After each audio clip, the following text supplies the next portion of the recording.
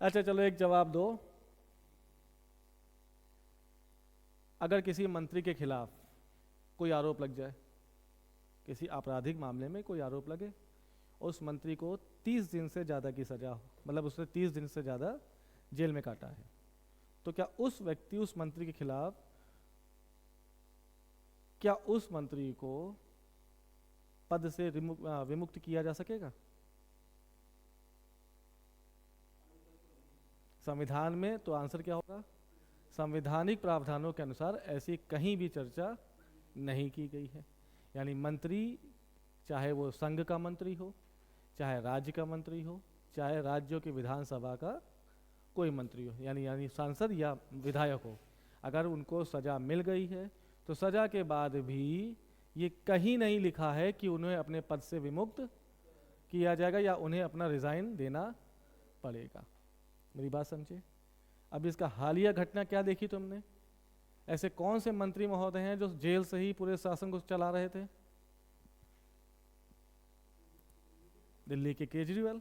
केजरीवाल को सजा हुई, जेल में रहने के बाद भी उन्होंने अपने मुख्यमंत्री के पद को संभाले रखा और रिजाइन नहीं दिया। तो अब लास्ट मानसून सेशन अभी कुछ दिनों पहले क्या खत्म हुआ है? संसद का सत्र चल रहा था, कौन सा? मानसून सेशन,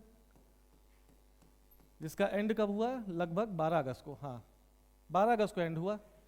इस मानसून सत्र में सरकार के पक्ष से 3 बिल पास किए गए, पास नहीं प्रस्तुत किए गए। कितने? 3। और ये तीनों बिल में क्या कहा गया कि कोई भी मंत्री, चाहे वो संघ से रिलेटेड हो या राज्य से, यदि 30 दिन की सजा काट लेता है और ऐसा उसने अपराध किया हो जिसके लिए 5 वर्ष की सजा या उससे ज़्यादा की सजा का प्रावधान है, तो उस व्यक्ति को 30 दिन के भीतर अपने पद से रिजाइन देना पड़ेगा। और अगर उसने रिजाइन नहीं दिया तो 31वें दिन उसका पद स्वतः समाप्त हो जाएगा। मेरी बात समझे? यदि कोई भी मंत्री, चाहे वो संघ का मंत्री हो, चाहे वो राज्य का मंत्री हो, पीएम को मिलाकर और राज्यों के मुख्यमंत्री को मिलाकर, यदि किसी ऐसे अपराध के तहत उनको सजा मिली गई है जिसकी सजा कितनी है? 5 वर्ष या उससे अधिक, तो ऐसे में उसने सजा काटते हुए 30 दिन बिता लिए, यानी वो जेल में कितने दिन बंद रहा? तो 30 दिन के भीतर उस मंत्री से यह आशा की जाएगी कि वो अपना रिजिग्नेशन खुद ही दे दे। अगर उस मंत्री द्वारा रेजिग्नेशन नहीं दिया गया तो 31वें दिन पद स्वतः समाप्त हो जाएगा। सरकार ने इसके संबंध में कितने बिल लाए? कितने? 3 बिल प्रस्तुत किए। ठीक, अब सोचो इन बिलों को प्रस्तुत करने के 2-4 माह की, मतलब जैसे मान लो मर्डर केस की सजा कितनी है? 7 वर्ष या उससे अधिक। तो ऐसे केस में वो अंदर हो रहा है और 30 दिन की सजा बिता चुका है, तो उसका पद रिक्त हो जाएगा। ऐसा अपराध किया हो जिसकी सजा कितनी है? 5 वर्ष या उससे अधिक है, तो ऐसे में उसने 30 दिन की सजा काट ली है, तो 31वें दिन उसका पद स्वतः रिक्त हो जाएगा। यानी यदि उसने रिजाइन नहीं दिया है तो। बात समझे? अब सरकार ने जो 3 बिल लाए हैं उसके पीछे अपनी मंशा क्या जताई? सरकार ये पक्ष करे रखेगी ना कि हम ऐसा बिल ला रहे हैं, क्यों ला रहे हैं? तो सरकार के मतलब गृह मंत्री साहब ने कहा कि लोकतंत्र की सबसे बड़ी खासियत क्या है? जनता लोकतंत्र से क्या उम्मीद करती है? कि उनके द्वारा चुना गया नेता ईमानदार हो, उनके द्वारा चुना गया नेता नैतिक मूल्यों से परिपूर्ण हो, उनके द्वारा चुना गया नेता जनता की भलाई के लिए काम करे। ऐसे में यदि कोई भी मंत्री इन तीनों कार्यों को नहीं कर रहा है तो वह अपने पद से क्या कर रहा है? अन्याय कर रहा है। और ऐसे व्यक्ति को कोई भी पद नहीं दिया जाना चाहिए। समझ गए? अमित शाह का तर्क समझ में आया कि लोकतंत्र की सबसे बड़ी आधारशिला क्या है? नेता जो चुना जा रहा है वो ईमानदार हो, नैतिक मूल्यों से परिपूर्ण हो और जनता की भलाई में अपना जीवन बिता रहा हो। क्या वास्तव में ऐसे नेता हैं? तो नेताओं पर शिकंजा कसने के लिए अमित शाह या भारत सरकार द्वारा एक बिल प्रस्तुत किया गया। कितने बिल? 3 बिल। कौन कौन से? पीछे का लॉजिक समझ में आया? पीछे का लॉजिक समझ में आ गया तो समझो कितने बिल हैं? 3 बिल। पहला बिल है 130वां संविधान संशोधन विधेयक 2025। अच्छा, विधेयक है, इसका मतलब समझ लो क्या है? यानी ये लोकसभा राज्यसभा से पास नहीं हुआ, राष्ट्रपति ने साइन नहीं किया। जैसे ही लोकसभा राज्यसभा से पास होगा, राष्ट्रपति साइन कर देगा, विधेयक क्या बन जाएगा? अधिनियम। अभी ये सिर्फ प्रस्तुत किया गया, इसलिए क्या कहेंगे हम? दूसरा है जम्मू कश्मीर तथा राज्य पुनर्गठन विधेयक 2025। और तीसरा है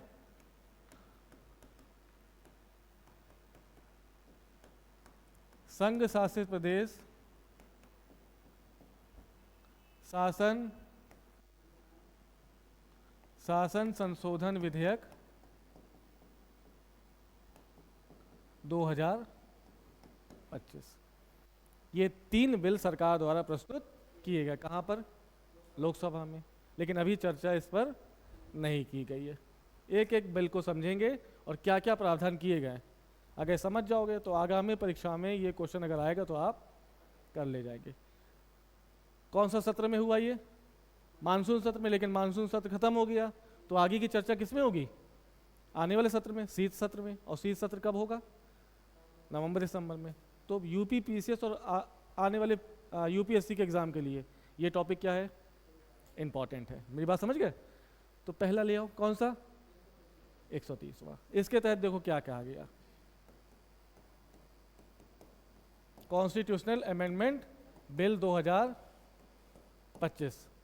देखो इसमें क्या है, इसमें कहा गया है कि केंद्र के लिए, ये किसके लिए प्रावधान कर रहे हैं? यानी पहला विधेयक किसके लिए प्रावधान कर रहा है? केंद्र के लिए। केंद्र में पीएम के साथ साथ पीएम की मंत्रिपरिषद इस बिल के तहत कवर है। क्या कह रहे हैं कि यदि पीएम और पीएम के साथ साथ मंत्रिपरिषद ने कोई ऐसा काम किया, कैसा काम? जिसकी सजा 5 वर्ष या उससे अधिक है, और ऐसे काम के लिए उसको 30 दिन के तहत जुडिशियल कस्टडी में भेजा गया है। यानी उसने कोई ऐसा काम किया जिसकी सजा कितनी है? आईपीसी भारतीय दंड संहिता में उस कार्य की सजा कितनी? 5 वर्ष या उससे अधिक। अब जब सजा दे दी गई तो उसको कितने दिन के लिए टाइम भेज दिया गया जेल में? और जेल में गए हुए उसको कितने दिन हो गए? 30 दिन। ऐसे में 30 दिन के भीतर उस मंत्री या प्रधानमंत्री से यह आशा की जाएगी कि वो अपना रिजाइन दे दे। यदि 30 दिन के भीतर रिजाइन नहीं दिया गया तो 31वें दिन उस मंत्री का पद स्वतः रिक्त माना जाएगा। ये प्रावधान पहले बिल के तहत लागू किए जाने की बात की जा रही है। मेरी बात समझे? क्या है इसके तहत? क्या कहा गया? ये किससे संबंधित है? केंद्र से। केंद्र में पीएम और मंत्रिपरिषद को भी मिलाया गया है। यानी मंत्रिपरिषद के साथ साथ पीएम भी इस बिल के दायरे में आ रहे हैं। ऐसा कोई काम जो 5 वर्ष या उससे अधिक की सजा का प्रावधान करता है और उस व्यक्ति या मंत्री को 30 दिन हो गए हैं जेल में रहते हुए, तो 30 दिन के भीतर उससे क्या आशा की जाएगी कि वो रिजाइन कर दे अपने पद से। यदि उसने रिजाइन नहीं किया तो 31वें दिन वह पद स्वतः रिक्त हो जाएगा। ठीक। अब क्या है ये? संविधान संशोधन विधेयक। तो संविधान में संशोधन करना पड़ेगा क्योंकि ये प्रावधान वर्तमान में संविधान में नहीं है। ऐसे में क्या करोगे? तो संविधान के किसी अनुच्छेद को संशोधित करने की आवश्यकता होगी। कौन सा संशोधन? कौन सा संविधान का अनुच्छेद? मेरी बात समझो, फिर से समझो, ये क्या कह रहे हैं?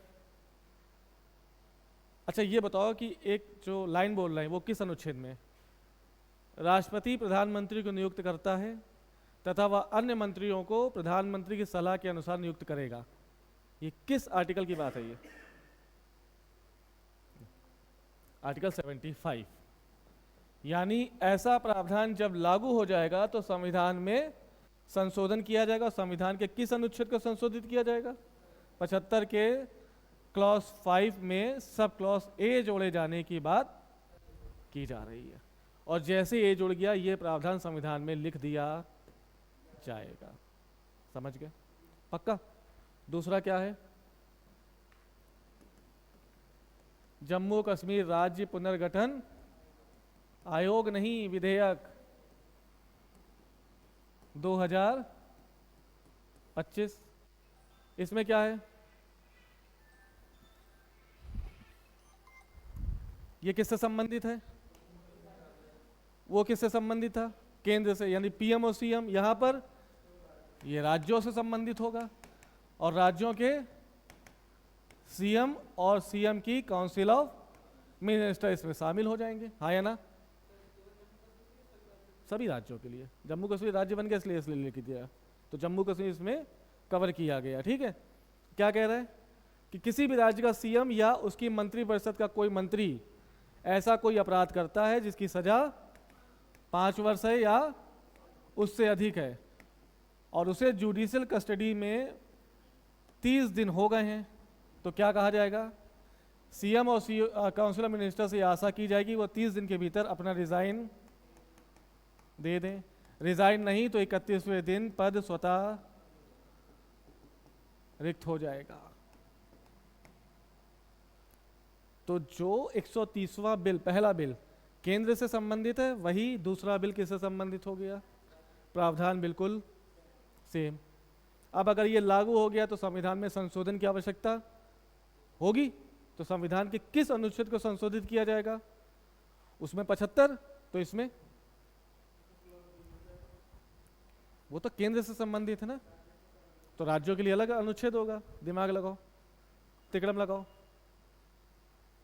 पॉलिटी पढ़ाते समय कभी हमने कुछ बोला था कि अगर केंद्र का अनुच्छेद याद है और राज्य का नहीं याद आ रहा है तो कुछ जोड़ देना, 90% चांस तुम्हारे पहुंच जाओगे 89। तो 75 में जब 89 जोड़ा तो क्या आया? यानी कौन सा अनुच्छेद संशोधित करने की आवश्यकता है? 164 में क्लॉज 4 में ए जोड़ोगे और ये प्रावधान संविधान में लिख दिया जाएगा। आ गई बात समझ में? जैसा वो वाला केंद्र के लिए वैसा ही ठीक ठीक राज्य के लिए। बस अनुच्छेद कौन सा परिवर्तित होगा उसमें? 75। और इसमें बात समझ में आ रही कि नहीं आ रही? नहीं आ रही? तीसरा क्या लिखा है?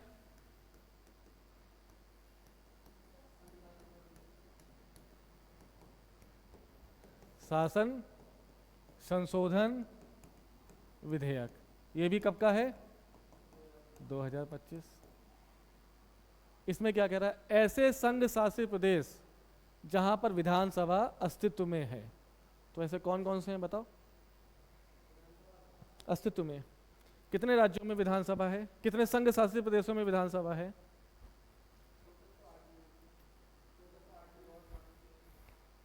कितने संघ शासित प्रदेशों में विधानसभा है वर्तमान में?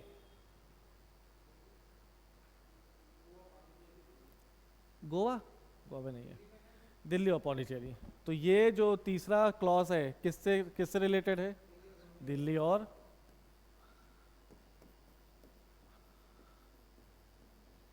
यानी भारत की भूमि पर स्थित सभी चीजें इसमें शामिल कर ली गई। केंद्र भी आ गया, राज्य भी आ गया, और दिल्ली और पौंडीचेरी भी शामिल। बचा क्या? कुछ नहीं। समझ गए? इसमें क्या कह रहे हैं कि ऐसा संघ शासित प्रदेश जहां पर विधानसभा है, तो विधानसभा होगी तो चीफ मिनिस्टर होगा, चीफ मिनिस्टर होगा तो उसकी काउंसिल ऑफ मिनिस्टर होगी।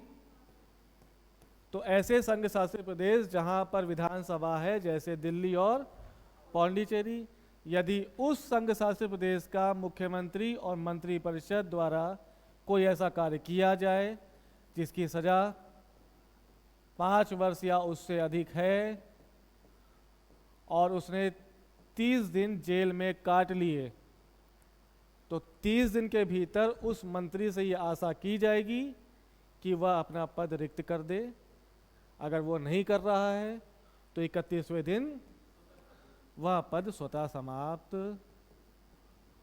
हो जाएगा। आई बात समझ में?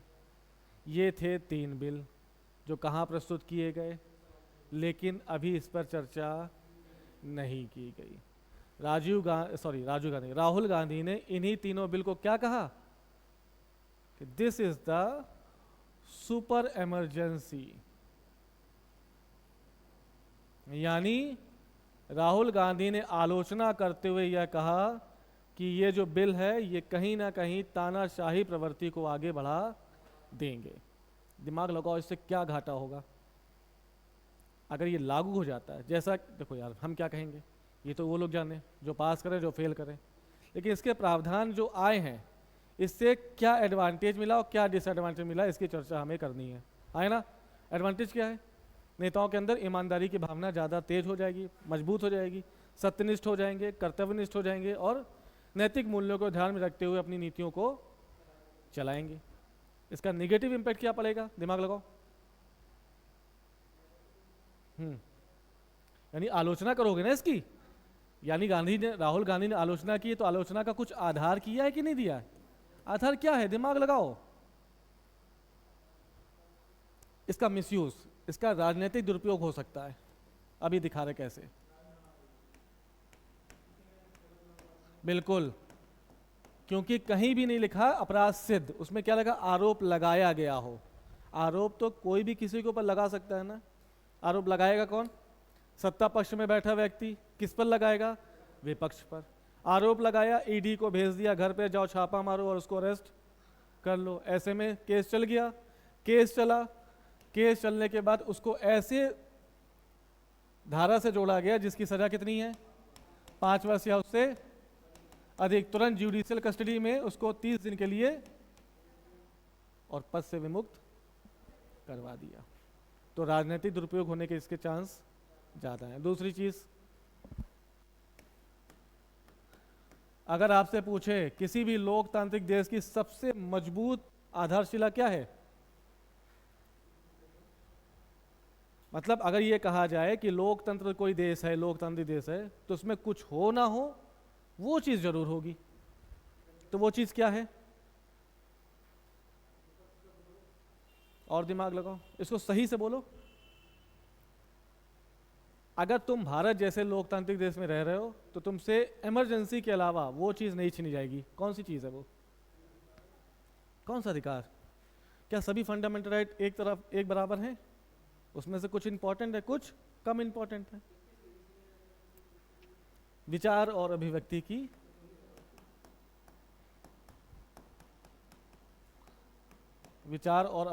की स्वतंत्रता। ऐसे में कहीं ना कहीं अगर इस बिल का राजनीतिक दुरुपयोग हुआ तो विपक्ष को बोलने का मौका ही छीन लिया। नहीं, जैसे विपक्ष ने कोई बात बोली, सत्ता पक्ष ने उस पर आरोप लगाकर उसको अंदर करा दिया, उसको पद से हटा दिया। हो सकता है, यानी विचार और अभिव्यक्ति की स्वतंत्रता पर प्रश्न चिन्ह लगेगा। और जब विचार और अभिव्यक्ति की स्वतंत्रता पर प्रश्न चिन्ह लगता है तो लोकतंत्र देश तानाशाही में परिवर्तित हो जाता है। बात समझ में आया? तीसरी चीज, इसकी आलोचना ये भी की जा रही है कि इसको प्रस्तुत करने से पहले ठीक से चर्चा नहीं की गई। आनन फानन में इसको लोकसभा के पटल पर रखा गया। अब कोई भी बिल है तो उस पर चर्चा कराओगे कि नहीं कराओगे? बिना चर्चा के इसको पास करने की कोशिश की गई। गलत है। यानी कहीं ना कहीं सत्ता पक्ष को ये पता था कि इसके लूप होल्स विपक्ष अपोज करेगी, यानी इसको पेश करने की जल्दबाजी। और इस जल्दबाजी को ध्यान में रखते हुए क्या किया गया? लोकसभा अध्यक्ष कौन है? ओम बिरला। इन साहब ने इस बिल की समीक्षा और जांच करने के लिए एक ज्वाइंट पार्लियामेंट्री कमेटी का गठन कर दिया।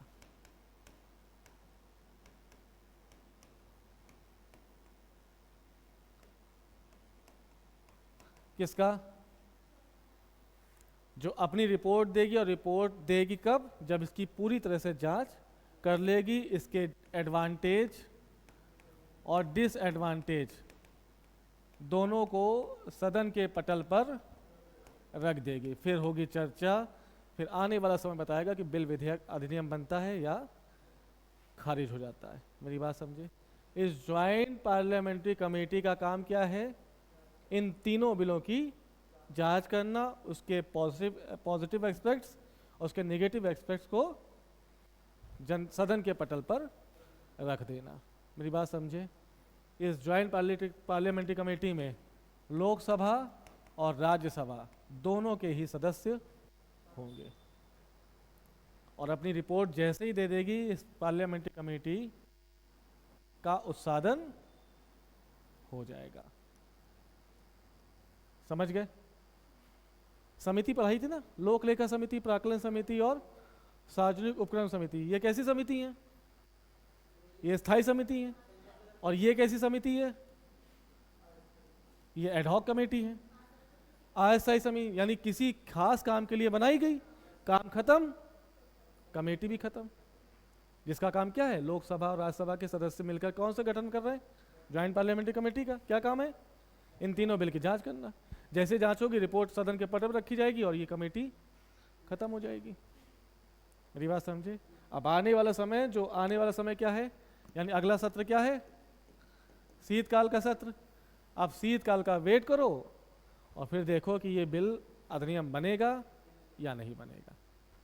आगे बात समझने, क्योंकि ये संविधान संशोधन विधेयक है, इसलिए इसको पास करना आसान है कि कठिन है? कठिन होगा। क्या क्या सोचो, ये कैसा बिल है और ये पास कैसे होते हैं? कॉन्स्टिट्यूशनल अमेंडमेंट बिल कैसे पास होते हैं? तो पहली चीज, उपस्थित तथा मतदान देने वाले सदस्य संख्या का 50% प्लस 1, यानी मान लो 100 लोग हैं, वैसे कितने लोकसभा में? 543 लोग। लेकिन उस दिन, जिस दिन ये बिल प्रस्तुत किया जा रहा है, उस दिन मान लो 500 लोग हैं, तो कितने वोट पड़ेंगे? 251। 50% प्लस 1। एक शर्त तो ये है। दूसरा, टोटल सदस्य संख्या का 2/3। तो 543 का 2/3 कितना हुआ? 200।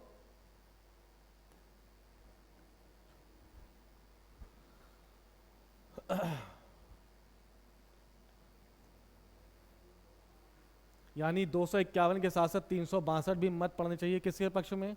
बिल को पास कराने के पक्ष में। तीसरा, क्या इससे राज्य प्रभावित हो रहे हैं? इस बिल से राज्य प्रभावित हो रहे हैं? राज्यों के सीएम भी तो इसमें शामिल हो गए। ऐसे में ये संघीय प्रकृति का हो गया कि नहीं हो गया? हो गया। और जैसे ही विषय संघीय प्रकृति का होगा, आधे राज्यों की अनुमति भी अनिवार्य हो जाएगी। तो तीसरी शर्त क्या है? पहली तो ये हो गया 50% प्लस 1, दूसरा टोटल सदस्य का 2/3, और तीसरा 14 राज्यों की अनुमति। ऐसे में ये कठिन हो जाएगा। देखो आने वाले समय में ये पास होता है या नहीं होता। जो भी होगा ये अपडेट कर लिया जाएगा। कब? नवंबर दिसंबर में। समझ में आया? पक्का? चलो अब मिलते हैं हम लोग कल।